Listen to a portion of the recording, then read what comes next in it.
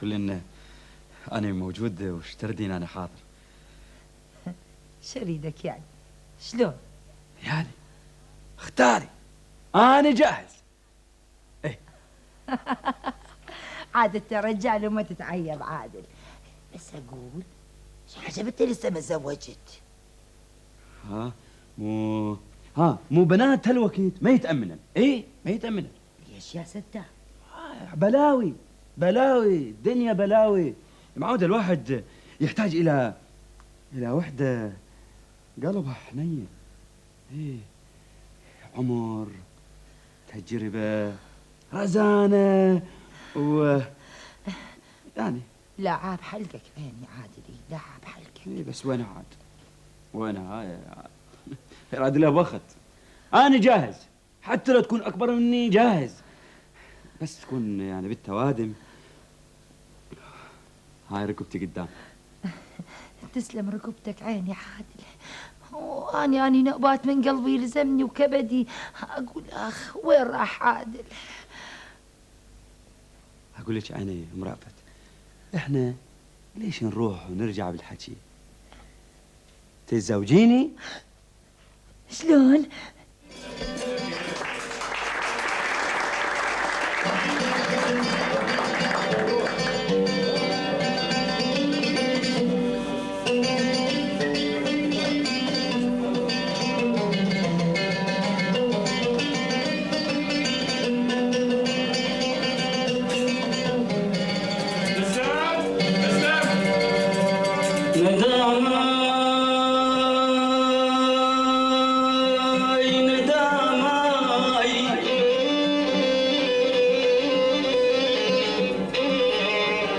يا صاحب راحة والجانو نداماي أنا وبعد ما تفيد لوعاتي.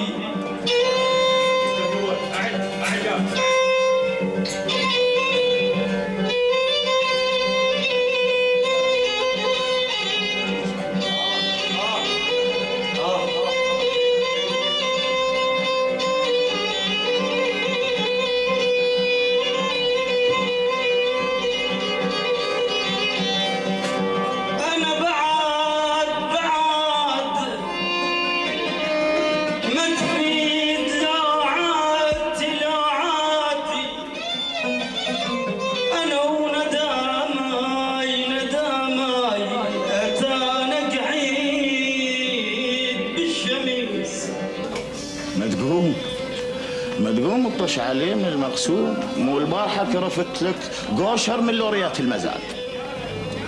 قدوري تتحداني؟ أنا أبو ياس، ليش إيدي شحيحة مثلك؟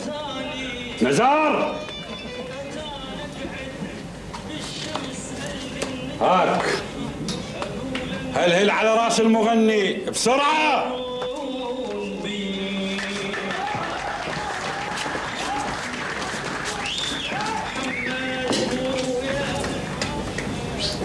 داعيك خضير السمكري.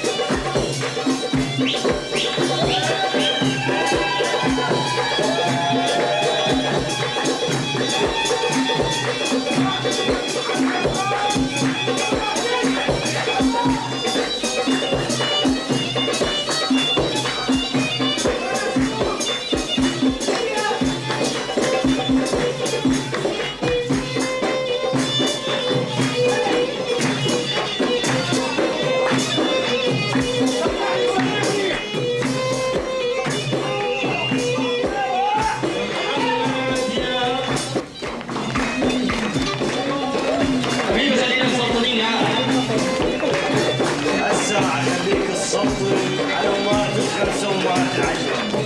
اقول لك رحب بي، اني اسمي هدى والورده، والنعم اريدك ترحب بي قدام القاعدين حتى تعرف سهام حمدي هدى ومنو، هدى وشنو. تصوير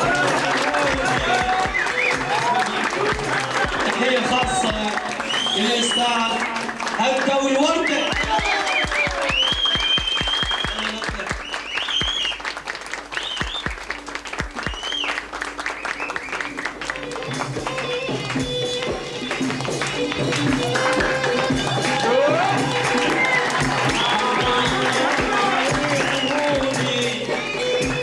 بياتها القطاية. قطاية؟ شوفها.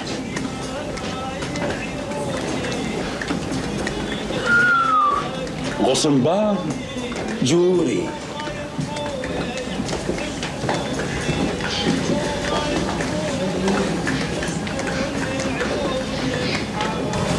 عنا الدوخة ما كان حبيبتي في لحظة. اهلا قدوري. اهلا بيك. شو ما شرفتينا اليوم؟ السوار مكتمل والقعده حلوه، شو اسوي بيها بعد؟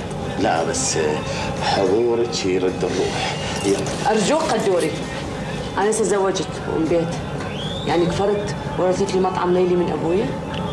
وش راح يصير؟ كل احنا حبايب واصدقاء. يلا حبيبتي. اشكرك. هاي شنو بالنشعة او في المدام؟ هاي وقتها؟ ما يصير الا تجي وياي. شنو تريد تفشلني قدام جماعتي؟ انا اعتذر لك منهم ما شنو؟ ثم ترى يعني الست جتها مخابرة وتعرف هي ام بيت. ما يخالف، كل احنا حبايب واهل بيت. والنعم، بس تفضل استريح مكانك. شمعون، انا حاجزه للميز ب500 دينار بالشهر. اجيت ولا ما اجيت؟ لا تخيب ظني ترى ازعل.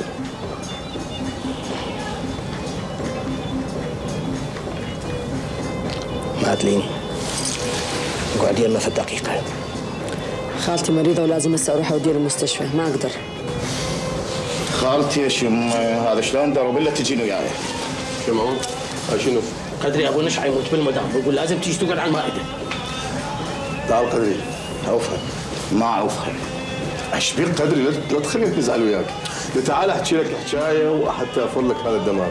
ما اوفها الا تجي وياي للقعده. تعال وياك. لا اقول لك ما اوفها. تدري قدري يعني تقبل مرتك تقعد ويا الزباين؟ انا مرتي ما تشتغل بالملحه. يلا شمرة برا. طلع. وانت سمعي. انت هنا بعد ما توصلين، فهمتي؟ ولا كلمه. موتك تصير هنا. يلا امشي.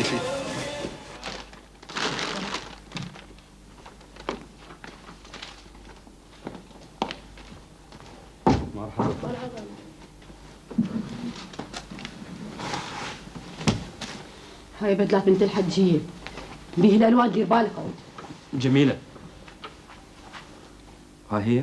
ايش رايد بعد؟ ايش رايد؟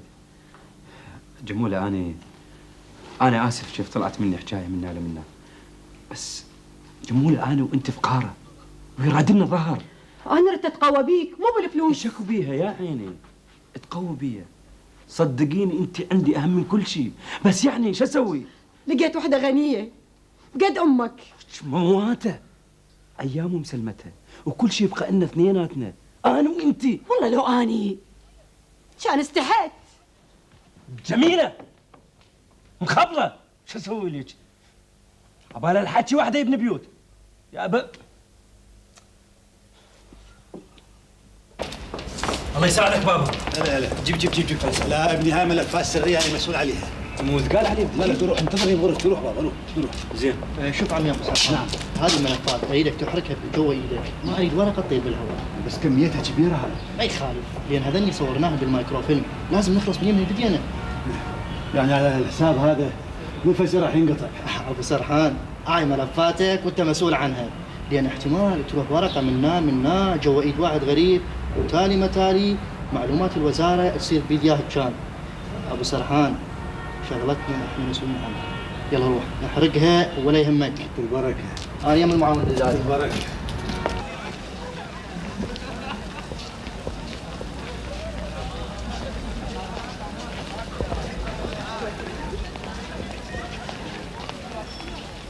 بابا الرجال يريد 20 وال20,000 حمل ثقيل على واحد مثلي جايبها بالدفعات.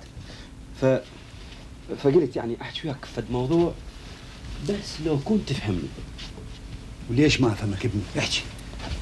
بابا انت راتبك ما يسد لا حاجتك ولا حاجتنا. لا ماشي والحمد لله ماشي. يعني وجمال ايسنا منه من ورا لهط المسخره مالته هذا، وسرحان شوفت عينك غطوا هالغطه غطه. بابا ليش ما تدخل بالموضوع رأسا؟ بابا اي الرجال يقول اذا تعطيني 15 مقدمه زين اقدر اقسط لك ال 5000 الباقيه على مستوى 500 بالشهر.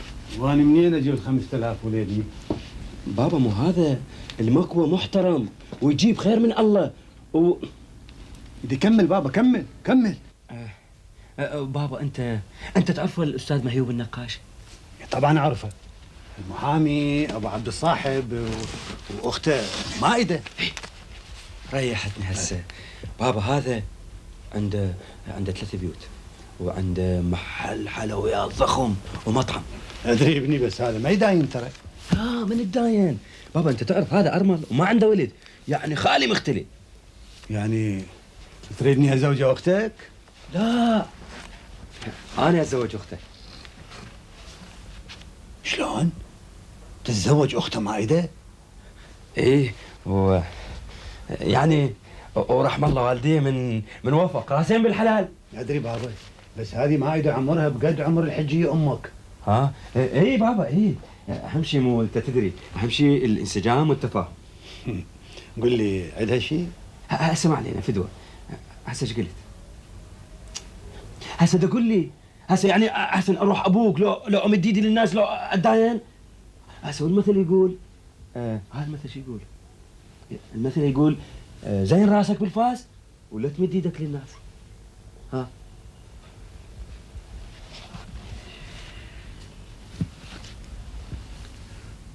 زين يابا زين، روح زين راسك بالفاس. مو لهالدرجة، أنا حساباتي غير شكل. حسابات ايش حبيبتي؟ هي كلها ايام ونتخرج. أنا لازم آخذ الماجستير، واللي يتقدم لي لازم تكون شهادته أعلى من عندي.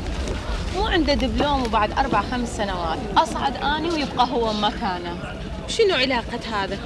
اصلا اخويا بايده مهنة الدر ذهب. الناس ما تدور مصالح، تدور مستوى اعتيادي ومستوى علمي. ولا سايق اللوري يطلع 1000 دينار بالشهر. وانت هذا تفكيرك بالمستوى الاعتيادي؟ مو زغرا بأخوك، بس هذا الموضوع خلينا نأجله، لأن أنت تعرفين أنا معدلاتي ايش قد عالية، والأساتذة هنا قالوا لي بعد سنة التمريض من ترجعين تلقينا فاتحين الأبواب إلك والمعدلاتك. وإلى متى؟ إلى أن ألقي الوضع اللي يعجبني واللي أفاخر به. ما ارتبط لي برجل يتحكم بي ويعتبر منزلته أعلى من منزلتي. اسمحي لي أقول لك هذا مو كلام امرأة عندها عواطف وأحاسيس وطموحات.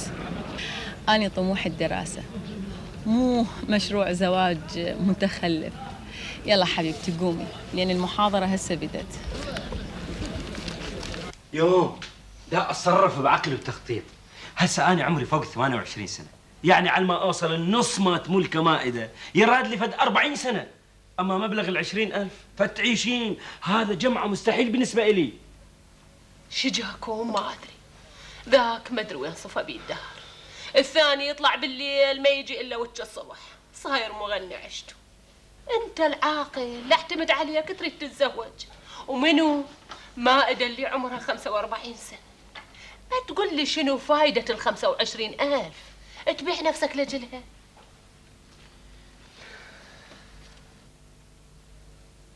عادل انت جاذب هذا الزواج؟ على سنة الله ورسوله، زواج أصولي ومعقول.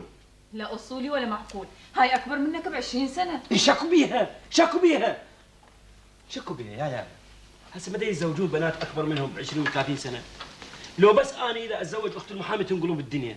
مو هذه بنية وعاقلة وطيبة وعندها بيت وعندها رصيد يفيد الايام العازه والضيج.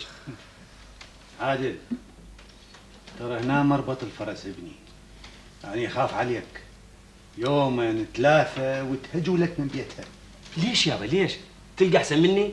مو اذا تبقى 100 سنه ما حد يقلبها. تمام نجله؟ ايش مدريني؟ كل من يسوي اللي يصرف له. شو تقول جميل افندي؟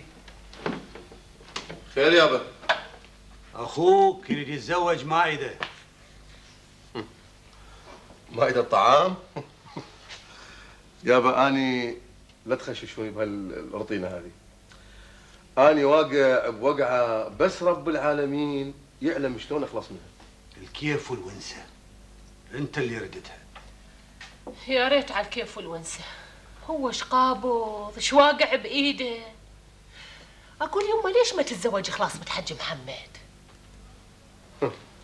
خو زوجيها العادل اللي يبي روحها على مره. انا ما رايد مره. شفتوا؟ هو رايد فلوس المره. لا حد يحكي بعد وينزه نفسه من المصالح. الكل تركض ورا راحة نفسها.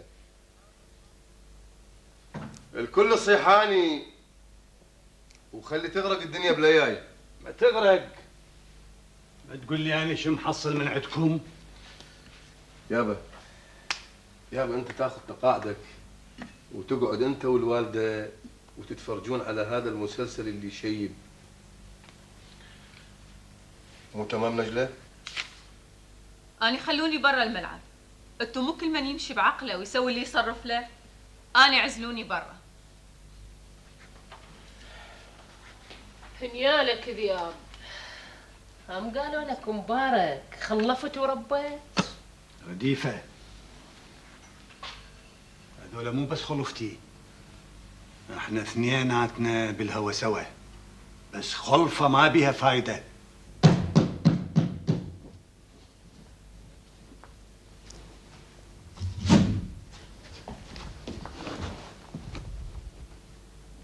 شلونك يعني جمولة؟ هسه هاي شنو منك يا جمولة؟ انت زعلانة علي، الملابس ليش ما تجين تاخذيها؟ قلت للحجي ما اقدر اروح مشغولة بامك. قال لي انا مرة اجيبها. وليش ما تجين انت يا عيني؟ وعلى ويش اجي؟ ماكو داعي. جمولة عيوني انت، ليش هو انا ايش سويت؟ ما تفهميني؟ انت تعرف ايش تسوي؟ انت مو بعض ما لسانك تقول اريد ازوج هالارمله العجوز؟ بدها تموت، كبدها غاد اسفنجه، هاي شلون قسمه؟ بعدين هي راد لها واحد يخدمها مو يتزوجها. جيب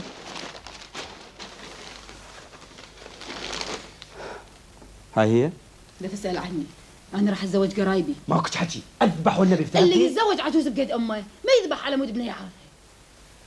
بعدين هذا حاكي ويا امي والخميس الجاي ماشي. روح للناس تشوفك وتعم علي، اطلع لسوي له مشكله.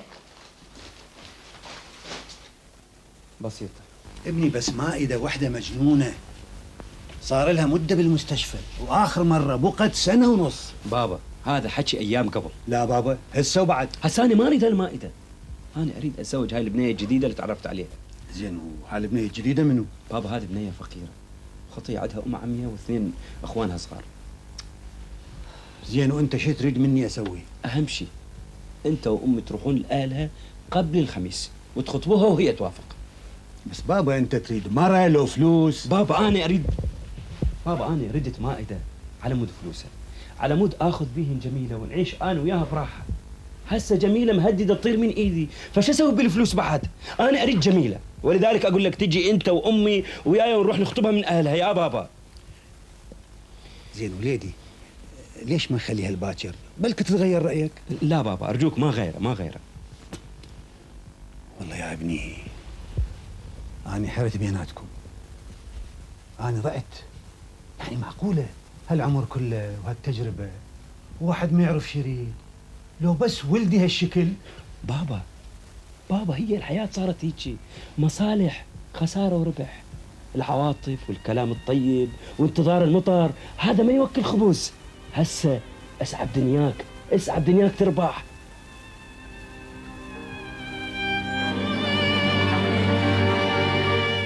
بلا اقول لك اي خلصنا هسه. أجيبه بنفس الأمر. زين هو يجيب. لا والله راح للسوق شغله. ما يخالف، من يرجع أدزه. لا ما أنسى، بس.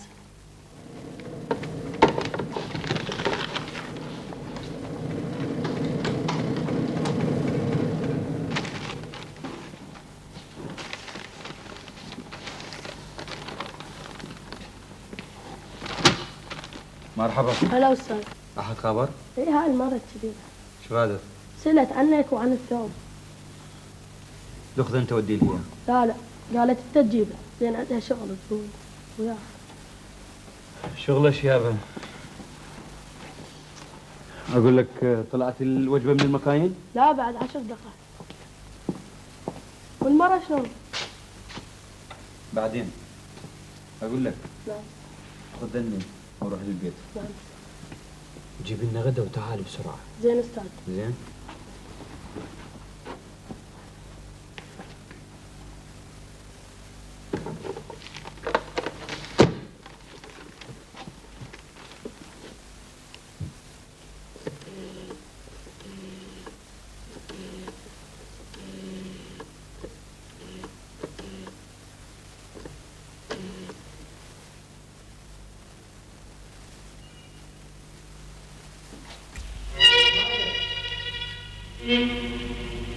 ماذا؟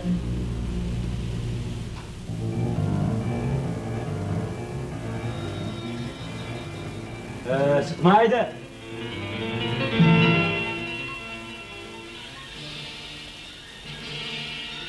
ست مايدة.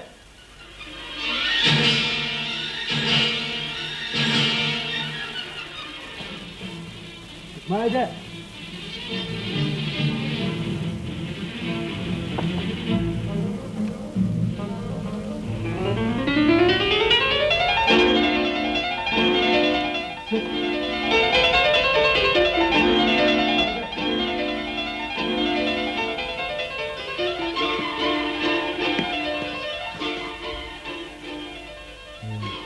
ست مايدة.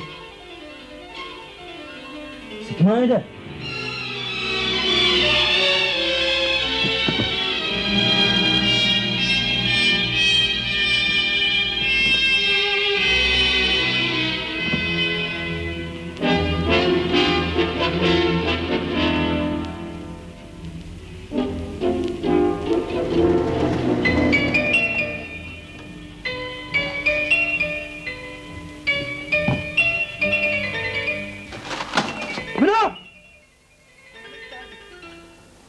جبت الغداء؟ بلى جبته. شو رحت بسرعة وجيت بسرعة؟ عمتي كانت طابخة ومخصصة. زين زين. يلا تعال كل. خل اغسل ايدي. لا لا تعال بالخاشوكة. أقول لك أخاف أحد يسيء إليك يقول لك أستاذك وين راح ما وين راح. أنا هنا بالمحل ما طلعت. زين؟ زين. وين أنا؟ ما طلعت من الصبح لهسه أنا هنا. زين؟ زين. إيه أوكي.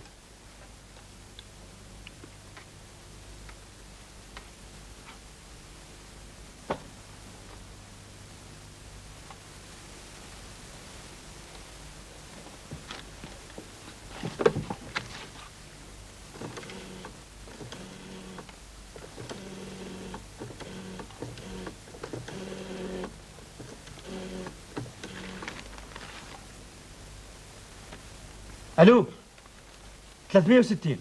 لا لا لا 306. ايه شلونك يابا؟ هلا وليدي. بابا هسه تجيني بسرعه. ليش؟ ما اعرف. تجيني بتاكسي وترجع بتاكسي. ادري ابني ايش بيك تخبلت؟ شنو ترجف؟ دي تعال يا بابا تعال بسرعه فضني. لا حول ولا قوة الا بالله. هاي ايش بيك ايش طولت انت تعال. زين بابا زين زين جاتك. استاذي. ما بيك كل.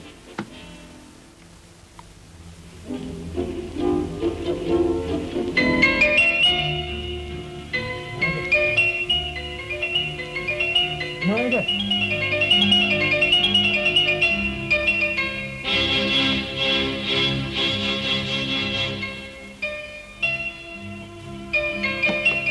عادل.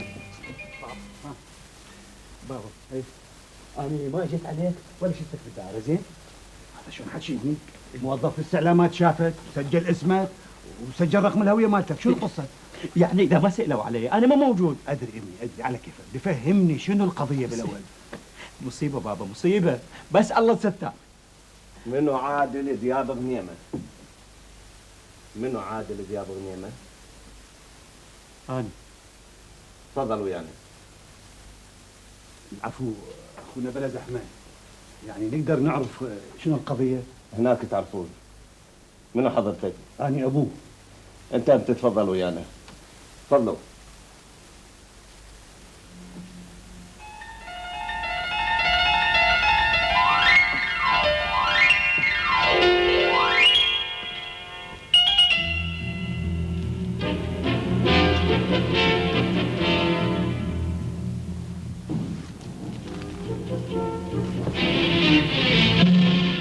يا عادل احكي لنا عادل.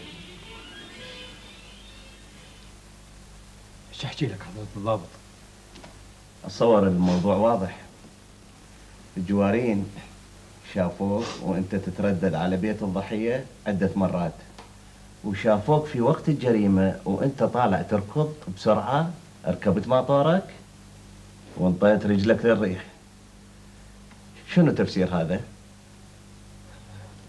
مو العفو مو يوم الست هي اتصلت بي لانه لها بالمحل مالنا ملابس.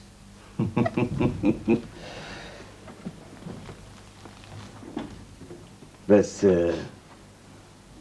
انت ترددت عليها مرة ومرتين وثلاثة وهي وحيدة، يعني ما اشوفها تردد. هواية على مرة ادها بعض الملابس عندكم. سيادة الضابط مو انا كنت صديق ابنها. اي بلي ثم احنا اهل محله وحده.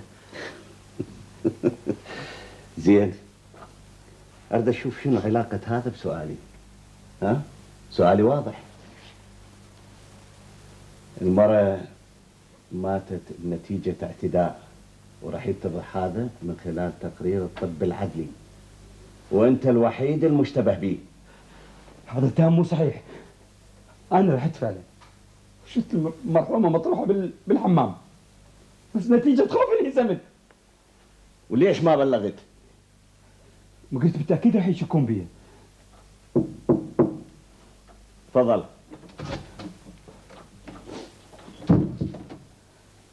تقرير طب سيدي.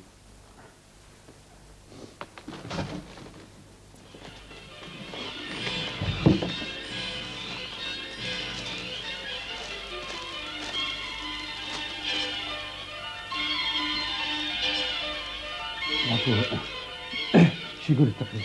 ما عليك بالتقرير. الجثة تم العثور عليها في الساعة 11.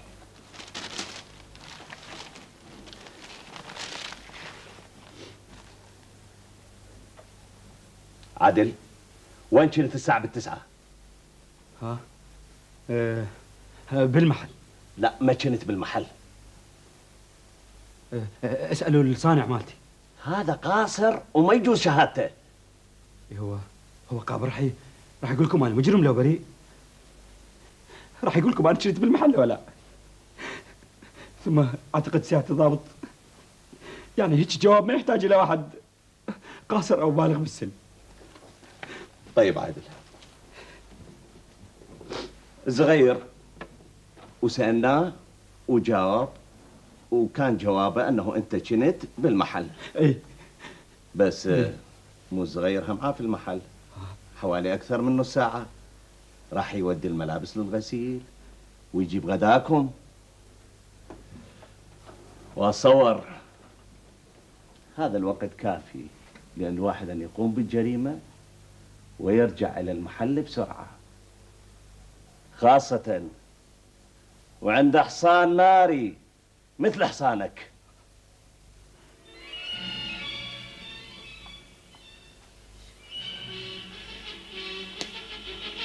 لا توخين بنيتي، إن كان بريء يطلعوه. يوم ما عنده شيء يثبت هو كان بالمحل، كل هالدلائل ضده. طبع أصابعك وبنيتي. حجي يقول استفسرت، قالوا لي ملاقين طبع أصابع على المرحومة، والجواري شايفين ما طارت. الله يعين بنيتي، إن كان بريء. متأكدة، أنا متأكدة عادل بريء. تقرير الطب العدلي يقول الحادثة صارت بين 9:30 وال11 الصبح. احنا نريد اثبات يقول انه ابنك خلال هالفترة كان بغير مكان. استاذ، انا قلت لك ابني كان عندي بالدائرة، وموظف الاستعلامات مسجل اسمه ومسجل رقم هويته. بعدين اكو شهود. يعني ابو الاستعلامات يقول هذا حجي؟ هذا صار فرق بين التقرير وبين اللي انت تقوله جنابك. طيب بعدين اكو شهادة الولد ابن عمته. شهادة ايش حجي؟ شهادة ايش؟ اصلا اذا اكو شهادة تثبت الجريمة على ابنك فهي شهادة الولد. استاذ، هذه المرة معتادة تودي ملابسها للمحل. ابني اخذ الملابس ووداها اياها للبيت، والدليل على ذلك اكو وصل ومكتوب اسمها بالوصل. استاذ، انت تعرف كل زين ابنك على تردد دائم على بيت الضحية. استغل خفة عقلها ووحدتها وكبر سنها وقال اطلع بثروة زينة. طيب استاذ، النتيجة؟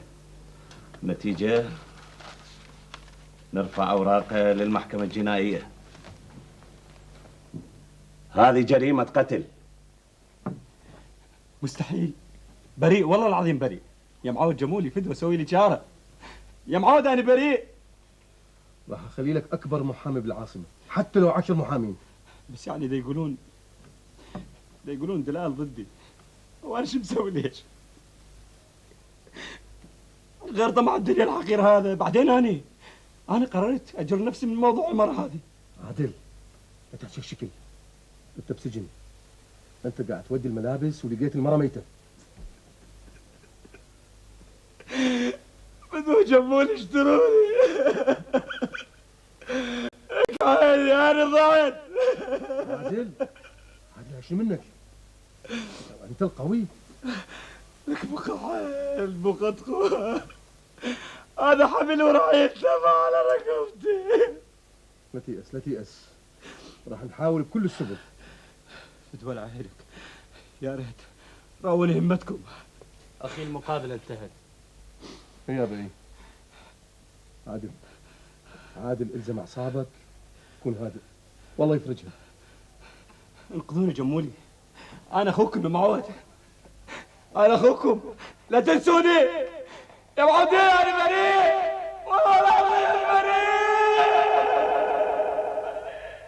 نعم سيدي، نعم. إجراءاتنا اتخذناها تجاه قرايبه. بلي سيدي،